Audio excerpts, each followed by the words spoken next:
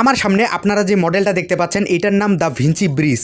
আজ থেকে প্রায় 521 বছর আগে মানে 1502 সালে বিখ্যাত চিত্রশিল্পী, বিজ্ঞানী এবং প্রকৌশলী লিওনার্দো দা ভিঞ্চি সর্বপ্রথম এই সেতুটার নকশা তৈরি করেন।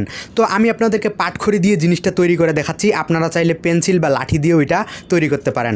আর এই সেতুটার সবথেকে মজার ব্যাপারটা হইতেছে কোনো ধরনের দড়ি বা পেরেক ছাড়াই এই সেতুটা কিন্তু তৈরি করা যায়। তো আপনারা যদি বাড়িতে তৈরি করতে চান তো আমি যেভাবে ভিডিওতে দেখাচ্ছি ঠিক সেইভাবে আপনারা তৈরি করতে পারেন। তো এইখানে দেখেন আমাদের দ্য ভিঞ্চি ব্রিজ একেবারে রেডি।